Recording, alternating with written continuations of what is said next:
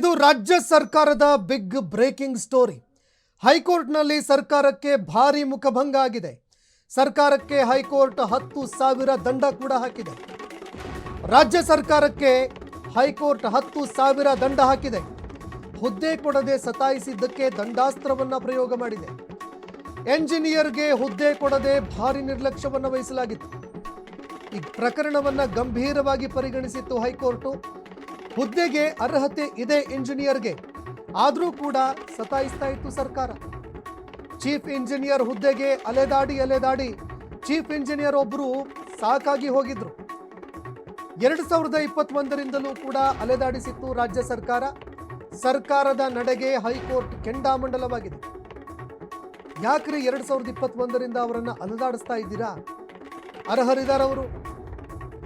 ಯಾವ್ಯಾವ ಮಾನದಂಡಗಳ ಅಡಿಯಲ್ಲಿ ಅವರಿಗೆ ಅರ್ಹತೆ ಬೇಕು ಎಲ್ಲವೂ ಕೂಡ ಇದೆ.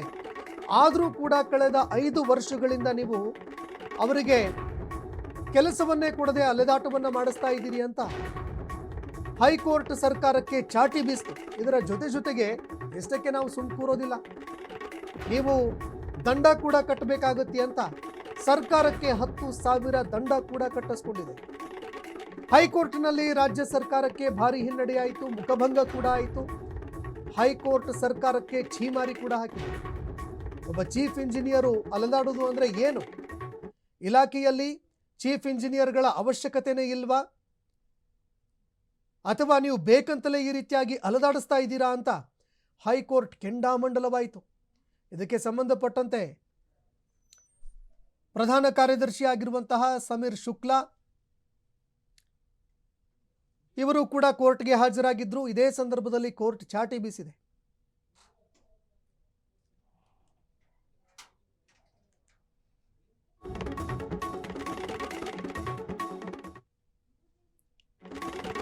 ಇನ್ನು ಸರ್ಕಾರದ ವಿರುದ್ಧ ಈ ಇಂಜಿನಿಯರು ಹೈಕೋರ್ಟ್ ಮೊರೆ ಹೋಗಿದ್ರು. RDPR ಇಲಾಖೆ ಪ್ರಧಾನ ಕಾರ್ಯದರ್ಶಿಗೆ 10 ಲಕ್ಷ ದಂಡ ವಿಧಿಸಬೇಕು ಅಂತ ಮನವರಿಕೆ ಮಾಡಿಕೊಂಡಿದ್ರು. ತಕ್ಷಣವೇ ಹುದ್ದೆ ನೀಡೋದಕ್ಕೆ ಸರ್ಕಾರಕ್ಕೆ ಹೈಕೋರ್ಟ್ ಆದೇಶ ಕೊಟ್ಟಿದೆ. ವಿಜಯ್ ಕುಮಾರ್ಗೆ ಸತಾಯಿಸ್ತಾ ಇತ್ತು ಸರ್ಕಾರ. ಚೀಫ್ ಇಂಜಿನಿಯರ್ಗೆ ನೋ ಪೋಸ್ಟಿಂಗ್ ಶಿಕ್ಷೆಯನ್ನ ಕೊಟ್ಟಿತ್ತು. ಇನ್ನು ಹೆಡ್ ಸಿಇ ವಿಜಯ್ ಕುಮಾರ್ ಚವಡನ್ ಅವರಿಗೆ ಶಿಕ್ಷೆ ಕೂಡ ವಿಧಿಸಿದೆ ಕೋರ್ಟು. RDPR ಪ್ರಧಾನ ಕಾರ್ಯದರ್ಶಿ ಸಮೀರ್ ಶುಕ್ಲಾಗೆ ಹೈಕೋರ್ಟ್ ಶಾಕ್ ಕೊಟ್ಟಿದೆ. ಇನ್ನು ಕೋರ್ಟು ಯಾವಾಗ ಈ ವಿಚಾರಕ್ಕೆ ಸಂಬಂಧಪಟ್ಟಂತೆ ಪ್ರಕರಣವನ್ನು ತನ್ನ ಕೈಗೆತ್ಕೊಳ್ತು, ಇದೇ ಸಂದರ್ಭದಲ್ಲಿ ಸುಖಾಸುಮ್ನೆ ಅವರನ್ನು ತಿರುಗಾಡಿಸ್ತಾ ಇದ್ದಾರೆ ಎನ್ನುವಂತಹ ವಿಚಾರ ಗೊತ್ತಾಯಿತು. ನೋ ಪೋಸ್ಟಿಂಗ್ ಶಿಕ್ಷೆಗೆ ಒಳಪಡಿಸಿದ್ದಾರೆ ಎನ್ನುವಂತಹ ವಿಚಾರ ಗೊತ್ತಾಯಿತು. ಇದಕ್ಕೆ ಸಂಬಂಧಪಟ್ಟಂತೆ ವಿಜಯ್ ಕುಮಾರ್ ಅವರನ್ನು ಕೂಡ ಕೋರ್ಟ್ ಚಾಟಿ ಬೀಸ್ತು. ಏನ್ರಿ ಮಾಡ್ತಾ ಇದ್ದೀರಿ ನೀವು? ಇನ್ನು ಹೈಕೋರ್ಟ್ ಆದೇಶಕ್ಕೂ ಕೂಡ ಸರ್ಕಾರ don't care ಅಂದಿತ್ತು.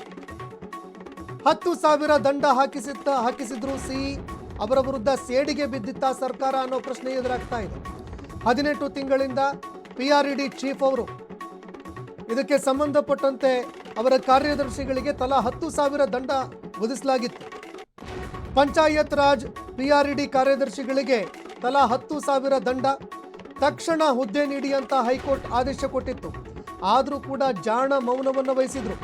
Engineer in chief ಆಗಿ ಹುದ್ದೆ ಅದನ್ನು ತಕ್ಷಣ ಕೊಡಬೇಕು ಅಂತ ಹೈಕೋರ್ಟ್ ಹೇಳಿದೆ. ಈಗ ಹುದ್ದೆ ನೀಡಿದ ಬಗ್ಗೆ ನ್ಯಾಯಾಲಯಕ್ಕೆ ವರದಿ ಸಲ್ಲಿಕೆ ಮಾಡಿ ಅಂತ ಹೈಕೋರ್ಟ್ ಹೇಳಿತ್ತು. ಎಲ್ಲಿ ಕೊಟ್ಟಿದ್ದೀರಾ ಹುದ್ದೆ? ಅದಕ್ಕೆ ಸಂಬಂಧಪಟ್ಟಂತೆ ವರದಿ ಕೊಡಿ. ಆದರೆ 3 ತಿಂಗಳಾಗಿದ್ರೂ ಕೂಡ ಮತ್ತೆ ಪೋಸ್ಟಿಂಗ್ ಅನ್ನ ಕೊಡದೇನೆ ಸತಾಯಿಸ್ತಾ ಇದ್ರು. ಮಾತ್ರ ಇಲಾಖೆಗೆ ಸಿಇಗೆ ವನವಾಸ, ಬೇರೆ ಇಲಾಖೆಯವರಿಗೆ ಪೋಸ್ಟಿಂಗ್. ಮಾತ್ರ ಇಲಾಖೆಯಲ್ಲೇ ಸಿಇಗೆ ವನವಾಸ, ಆದರೆ ಬೇರೆ ಇಲಾಖೆಯವರಿಗೆ ಪೋಸ್ಟಿಂಗ್ ಕೊಟ್ಟಂತಹ ಘಟನೆ ಸಂಭವಿಸಿತ್ತು. ಇದಕ್ಕೆ ಸಂಬಂಧಪಟ್ಟಂತೆ ಕೋರ್ಟ್ನ ಗಮನಕ್ಕೂ ಕೂಡ ಬಂತು. ಅಲ್ರಿ, ಮಾತ್ರ ಇಲಾಖೆಯವರು ಯಾರಿದ್ದಾರೆ ಅವರಿಗೆ ನೀವು ಇಲ್ಲಿ ವನವಾಸ ಮಾಡಿಸ್ತಾ ಇದ್ದೀರಿ, ಆದರೆ ಬೇರೆ ಇಲಾಖೆಯವರು ಯಾರಿದ್ದಾರೆ ಅಂಥವರನ್ನ ಕರೆ ತಂದು ಹುದ್ದೆ ಕೊಡ್ತಾ ಇದ್ದೀರಿ ಅಂತ ಹೈಕೋರ್ಟ್ ತೀವ್ರವಾಗಿ ಆಕ್ರೋಶ ಹೊರಹಾಕ್ತು. ಜೊತೆಗೆ ಅಧಿಕಾರಿಗಳಿಗೆ ಚಾಟಿ ಕೂಡ ಬೀಸ್ತು. ಮತ್ತೊಂದು ಕಡೆ ದಂಡ ಹಾಕಿದ್ರೂ ಕೂಡ ಅಧಿಕಾರಿಗಳು ಕೋರ್ಟ್ನ ಆದೇಶಕ್ಕೆ ಡೋಂಟ್ ಕೇರ್ ಅಂತ ಇದ್ದಾರೆ. ಇದರ ಬಗ್ಗೆಯೂ ಕೂಡ ಕೋರ್ಟ್ ಈಗ ಆಕ್ರೋಶ ಹೊರಹಾಕಿದೆ.